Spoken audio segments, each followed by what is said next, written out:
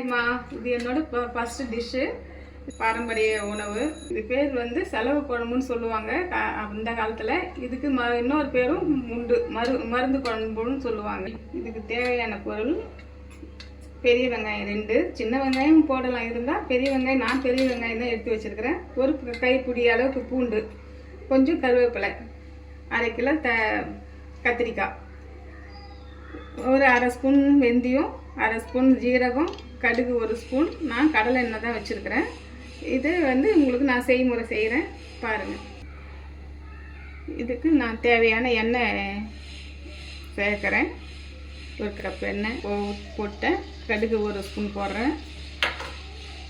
1/2 spoon ஜீரகம் கையிலேயே நான் போடுறோமா, எனக்கு கையில் தான் அளவு, நான் கையில் போட்டுக்கிறேன். 1/2 ஸ்பூன் வெந்தயம். இது பொரியட்டும். பொரிஞ்சு வந்த பிறகு வெங்காயம், பூண்டு, கருவேப்பிலை நம்ம இதில் சேர்க்கலாம்.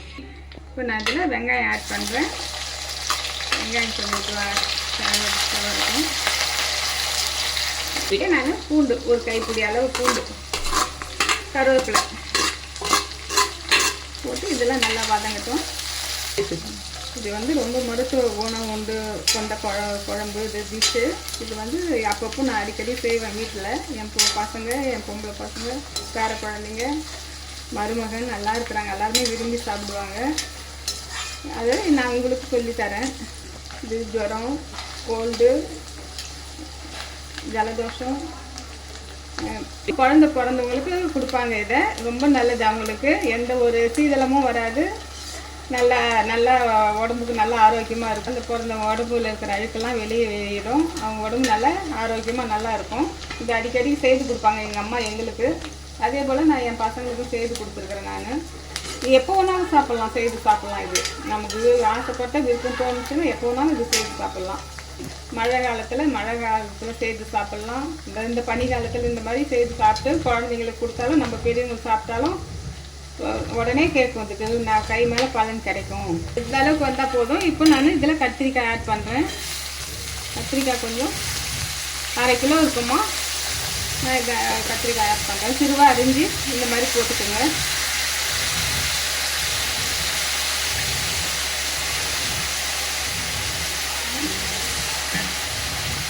கொஞ்சம் மஞ்சள் தூள் ஆட் பண்ணிக்கிறேன்.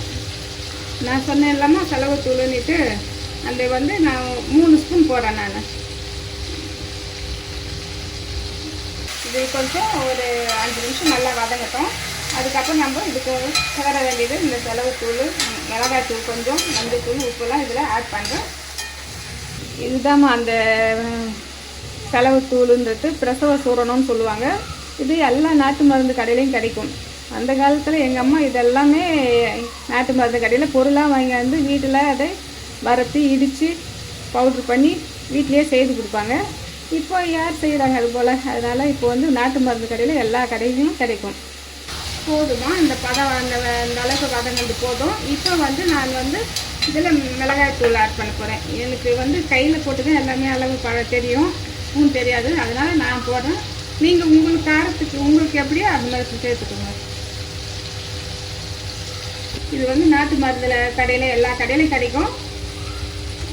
நீங்கள் வந்து இந்த செய்து பார்த்து தேவைக்கு ஏற்ற உப்பு சேர்க்குறோமா.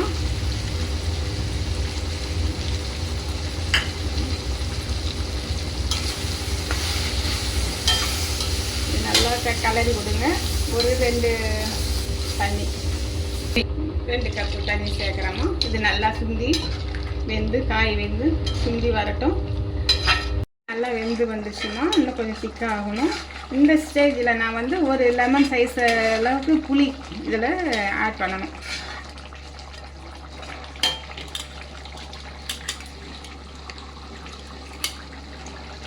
ஒரு லெமன் சைஸ்.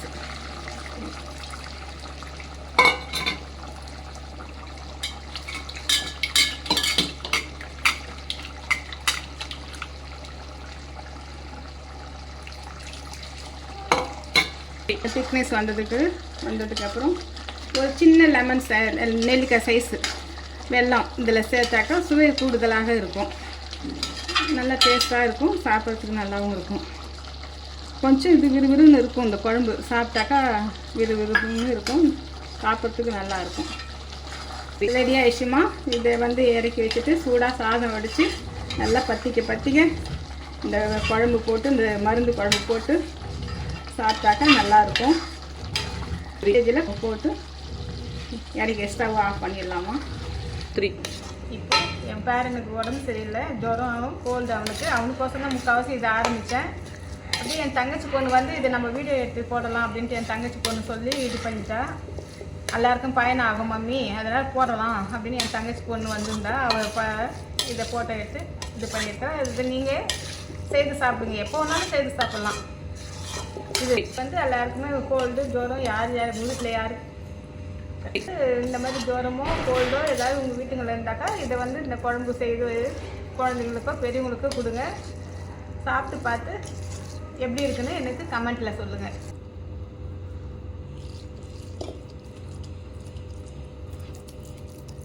நல்லா சூடாக பத்திக்க சாப்பிட்டா நெஞ்சு சளி ஜுரம் எல்லாம் போயிடும்.